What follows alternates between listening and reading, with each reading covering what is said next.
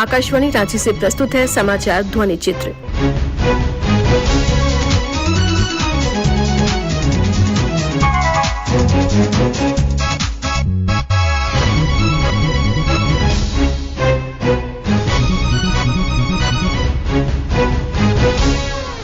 इस अंक में मन की बात, पुरस्कार वितरण समारोह और झारखंड मंत्रिपरिषद की बैठक। आकाशवाणी प्रधानमंत्री के मन की बात कार्यक्रम पर आधारित चुनिंदा संबोधनों की विशेष श्रृंखला प्रसारित कर रहा है। मन की बात कार्यक्रम इस वर्ष अप्रैल महीने में अपनी 100वीं कड़ी पूरी कर रहा है। आइए सुनते हैं विशेष श्रृंखला की 33वीं कड़ी के कुछ अंश, जिसमें प्रधानमंत्री ने आपातकाल की स्मृति को लोकतंत्र की रक्षा के लिए जरूरी बताया था।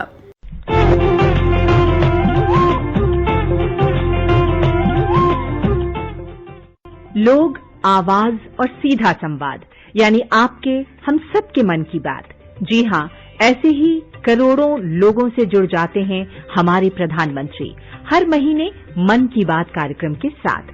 आकाशवाणी पर यह सिलसिला अप्रैल में 100वीं कड़ी के साथ जारी रहेगा।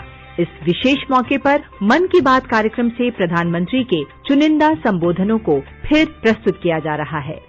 इस विशेष कार्यक्रम की 33वीं कड़ी में पेश है मन की बात का वो खास अंश, जिसमें प्रधानमंत्री ने आपातकाल की स्मृति को लोकतंत्र की रक्षा के लिए जरूरी बताया था। स्वाधीन भारत के लोकतांत्रिक पर्दे पर काला धब्बा है आपातकाल। आपातकाल में नागरिक अधिकारों को कुचल दिया गया था। आपातकाल लगाने वालों की मंशा शायद लंबे समय तक शासन की रही, लेकिन देश की महान जनता ने ये भ्रम तोड़ दिया। जाते जाते आपातकाल भारत को जागरूक भी कर गया। अब फिर से आपातकाल लगाने की कल्पना भी नहीं की जा सकती। इसी संदर्भ में ठीक इमरजेंसी की बरसी पर 25 जून 2017 को प्रसारित मन की बात में प्रधानमंत्री ने लोकतंत्र में जागरूकता को कुछ यूं जरूरी बताया। Eternal vigilance is the price of liberty. लोकतंत्र के प्रति नित्य जागरूकता जरूरी होती है और इसलिए लोकतंत्र को आघात करने वाली बातों को भी स्मरण करना होता है और लोकतंत्र की अच्छी बातों की दिशा में आगे बढ़ना होता है। 1975 25 जून वो ऐसी काली रात थी जो कोई भी लोकतंत्र प्रेमी भुला नहीं सकता है, कोई भारतवासी भुला नहीं सकता है। एक प्रकार से देश को जेल खाने में बदल दिया गया था, विरोधी स्वर को दबोच दिया गया था। जयप्रकाश नारायण सहित देश के गणमान्य नेताओं को जेलों में बंद कर दिया था। न्याय व्यवस्था भी आपातकाल के उन भयावह रूप की छाया से बच नहीं पाई थी।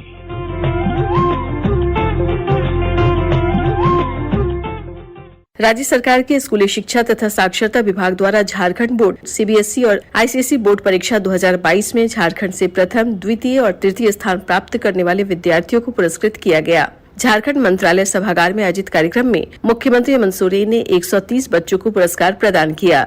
इस अवसर पर सभा को संबोधित करते हुए श्री सोरेन ने कहा, आज हम लोगों ने हमारी आने वाली पीढ़ी, हमारे बच्चों के लिए एक नई कड़ी, एक नई योजना प्रारंभ की है। इसमें कुछ सांकेतिक रूप से यहाँ बच्चों को पुरस्कार दिया गया है, कुछ को अभी देने हैं। जो हमारी सोच थी कि हमारे झारखंड के बच्चे, चाहे वो सरकारी स्कूल में पढ़ रहे हों, चाहे वो सीबीएसई में पढ़ रहे हों, चाहे वो आईसीएसई कोर्स कर रहे हों, जो बच्चे काफी शिक्षा को लेकर गंभीरता से अपनी पढ़ाई करते हैं और आने वाली चुनौती को जो उनके सामने बोर्ड के बाद होगा उसकी भी तैयारी में लगे रहते हैं। उनकी उत्साह को और मजबूती प्रदान करना और शिक्षा के प्रति उनकी जागरूकता बढ़ाना, इस विषय को सोचकर हम लोगों ने पहले तो चलते चलते बच्चों को पुरस्कृत किया, कुछ व्यक्तिगत रूप से, कुछ सरकारी तौर पर, कि वो बच्चे और अच्छे होनहार बने। लेकिन ये यदाकदा हम लोग बच्चों के बीच में बच्चों को हम लोगों ने प्रोत्साहित किया है। लेकिन मुझे लगा क्यों हम इस विषय को लेके एक कार्य योजना बनाएं और बिना किसी भेदभाव करते हुए जो भी बच्चे झारखंड में पढ़ रहे हैं उसको बेहतर शिक्षा के लिए पुरस्कृत किया जाए और उसको उत्साहवर्धन किया जाए। अंतर्गतवा शिक्षा विभाग ने इस कार्य को पूर्ण रूप दिया है।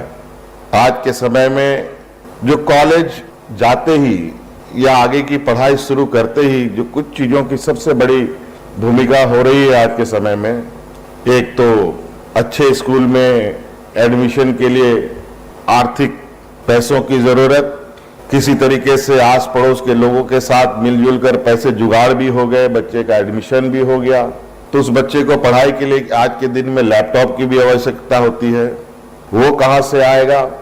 एक मोबाइल की भी आज के दिन में अत्यंत आवश्यक है। जो तकनीकी जरूरतें हैं, इससे भी और भी चीजें जरूरत हो सकती हैं, लेकिन अभी तक जो हमें समझ में आया कि ये बेसिक जरूरत की चीजें क्यों ना हम सरकार की तरफ से उन बच्चों को मुहैया कराएं, ताकि आज के दिन में जो लोगों की आमदनी को लेकर चिंता बनी रहती है और कई चीजों में कमी बेसी करने की आवश्यकता आन पड़ती है, तो हमने उन होनहार बच्चों के माध्यम से उन परिवारों को भी इसके साथ जोड़ने का प्रयास किया है कि कम से कम 10th 12th के बाद की अगली पड़ाव की पहली सीढ़ी की चिंता आप ना करें। उसकी चिंता के लिए सरकार आपको सहयोग करने के लिए तैयार है और इसके लिए बच्चों को हम लोगों ने आज यहाँ लैपटॉप और आर्थिक सहायता दी है और इसमें लगभग जिनकी संख्या 130 है, जो फर्स्ट सेकेंड थर्ड, जो साइंस में भी है, आर्ट्स में भी है, कॉमर्स में भी है, इन सबको मिलाकर है, उनको दी जानी है। जो आज 130 बच्चों की जो संख्या है, इस कंपटीशन के दौर में यहाँ पर जो बच्चों की हुनर की और शिक्षा को लेकर बच्चे जितने कंसर्स हैं, अलग अलग जिलों में, अलग अलग गांवों में, अलग अलग स्कूलों में, वो काफी हमें देखने को मिला है। आज 130 बच्चों की हमारे पास आंकड़े आए हैं। मैं निश्चित रूप से कह सकता हूं कि आने वाले 130 नहीं बल्कि 260 बच्चों के भी आंकड़े आ सकते हैं। उन सभी बच्चों को हम लोग सम्मान देंगे ताकि आने वाले समय में वो बेहतर प्रदर्शन कर सकें। हम लोग विदेशों में भी बच्चों को पढ़ने के लिए भेज रहे हैं। उन बच्चों का पूरा खर्चा राज्य सरकार वहन कर रही है। ये कहीं ना कहीं एक झारखंड की सिर्फ खनिज संपदा ही नहीं बल्कि बौद्धिक क्षमता पर भी निर्भर होने की क्षमता ये राज्य रखता है और आज नहीं कल इसका परिणाम जरूर कहीं ना कहीं राज्य को भी इसका लाभ मिलने वाला है। यहाँ किसी भी तरीके का कोई भी बच्चों के साथ हम लोगों ने बिल्कुल न्यूट्रल वे में सबको सेलेक्ट करने का काम किया है। एक देवघर का ही बच्चा हमारे पास अभी यहाँ पुरस्कृत होके गया है। पता चला वो बिहार का लड़का है, लेकिन उससे कोई फर्क नहीं पड़ता है, बिहार का हो, यूपी का हो, कहीं के बच्चे हो, अगर झारखंड के स्कूल से उत्तीर्ण हो रहे हैं तो उनको भी सम्मान देने का काम राज्य सरकार कर रही है।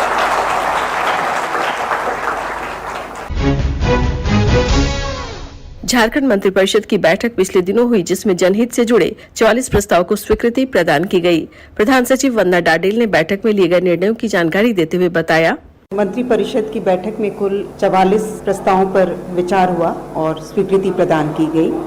पहला प्रस्ताव अनुसूचित जनजाति, अनुसूचित जाति, अल्पसंख्यक एवं पिछड़ा वर्ग कल्याण विभाग से कल्याण विभाग अंतर्गत संचालित आश्रम विद्यालय, पीवीटीजी आवासीय प्राथमिक विद्यालय, अनुसूचित जनजाति आवासीय प्राथमिक विद्यालय, अनुसूचित जाति आवासीय प्राथमिक विद्यालयों का संचालन गैर सरकारी संस्थानों के माध्यम से कराने की अवधि विस्तार एवं संचालन हेतु इकरारनामा करने के संबंध में। इसके तहत जो आश्रम विद्यालय और पीवीटीजी विद्यालय इत्यादि एनजीओस के माध्यम से संचालित किए जा रहे हैं, उनका अवधि विस्तार 31/3/23 तक अथवा शैक्षणिक सत्र 2022-23 पूर्ण होने तक, दोनों में से जो बाद में हो उस तिथि तक के लिए विस्तारित करने की स्वीकृति दी गई। दूसरा प्रस्ताव भी कल्याण विभाग से और कल्याण विभाग अंतर्गत संचालित एकलव्य मॉडल आवासीय विद्यालयों का संचालन जो गैर सरकारी संस्थाओं के माध्यम से कराया जा रहा है, उनका अवधि विस्तार 31/3/2023 तक अथवा शैक्षणिक सत्र 2022-23 के पूर्ण होने तक इस प्रस्ताव की स्वीकृति प्रदान की गई। तीसरा प्रस्ताव जल संसाधन विभाग से एनटीपीसी नॉर्थ कर्णपुरा परियोजना टंडवा क्षेत्र में पड़ने वाली गरही जलाशय हेतु अर्जित भूमि में से आंशिक रकबा 25.99 एकड़ भूमि ऐश डाइक एवं वाटर रिजर्वायर निर्माण हेतु एनटीपीसी नॉर्थ कर्णपुरा परियोजना टंडवा को हस्तांतरण करने के संबंध में। 7वां प्रस्ताव नगर विकास एवं आवास विभाग से झारखंड राज्य के शहरी स्थानीय निकाय के कर्मियों को दिए जा रहे 7वें वेतन पुनरीक्षण के फलस्वरूप देय वेतन में सरकार का वित्तीय भार निर्धारण के संबंध में। इसके तहत पूर्व में जो 23-24 तक सरकार का वित्तीय भार शून्य हो जाना था, अब जो पुनरीक्षित किया गया उसके तहत 27-28 तक सरकार का अनुमानित वित्तीय भार शून्य होगा। 22-23 में 26 करोड़, 23-24 में 22 करोड़, 24-25 में 18 करोड़, फिर 12, फिर 6 और 27-28 में जाकर के ये शून्य हो। प्रस्ताव संख्या 10 मंत्रिमंडल सचिवालय एवं निगरानी विभाग से झारखंड कार्यपालिका नियमावली 2000 के प्रथम अनुसूची में पर्यटन, कला, संस्कृति, खेलकूद एवं युवा कार्य विभाग को आवंटित कार्य दायित्व राष्ट्रीय कैडेट कोर और सहायक कैडेट कोर एनसीसी को स्कूली शिक्षा एवं साक्षरता विभाग के कार्य दायित्व में सम्मिलित किए जाने के संबंध में। जो एनसीसी की गतिविधियां अब तक खेलकूद विभाग के अंतर्गत संचालित की जाती थी, वो स्कूली शिक्षा एवं साक्षरता विभाग के कार्य दायित्व में सम्मिलित किया गया। प्रस्ताव संख्या 11 नगर विकास आवास विभाग से आवासन और शहरी कार्य मंत्रालय भारत सरकार के मॉडल बिल्डिंग बाय लॉज 2016 के क्रम में वर्ष 2022 में डिजिटल संचार अवसंरचना के लिए इन बिल्डिंग सॉल्यूशंस से संबंधित निर्गत अनुशेष को झारखंड भवन उपविधि 2016 यथा संशोधित में अनुशेष के रूप में समाहित करने की स्वीकृति के संबंध में। जो झारखंड बिल्डिंग बायलॉज 2016 है समय समय पर संशोधित, उसमें एक अनुशेष के रूप में जो समाहित किया गया है, उसके तहत अब बिल्डिंग्स में कॉमन टेलीकॉम इंफ्रास्ट्रक्चर उनको आवश्यक रूप से जो भी हमारे बिल्डिंग्स बनते हैं उनमें सम्मिलित इसको किया जाना होगा, ताकि जो हमारे आईपी सर्विस प्रोवाइडर्स हैं वो उन स्थानों पर सर्विस प्रोवाइड कर सकें। जो टेलीकॉम सर्विस प्रोवाइडर्स हैं, आईपी सर्विस प्रोवाइडर्स हैं, उनको टेलीकॉम इंफ्रास्ट्रक्चर प्रोवाइड किया जाना एक तरह से बाध्यता रहेगी और इन बातों को बिल्डिंग बाय लॉज में सम्मिलित किया गया है, ताकि जो हमारा डिजिटल कम्युनिकेशन टेलीकम्युनिकेशन इंफ्रास्ट्रक्चर है वो सुदृढ़ हो सके और वो बिल्डिंग बाय लॉज का ही एक हिस्सा रहे। प्रस्ताव संख्या 12 नगर विकास एवं आवास विभाग से राजधानी रांची में ईपीसी मॉडल पर ट्रांसपोर्ट नगर निर्माण योजना के फेज 2 हेतु कुल 57 करोड़ 82,58,156 रुपए मात्र की योजना की प्रशासनिक स्वीकृति। ट्रांसपोर्ट नगर निर्माण फेज 2।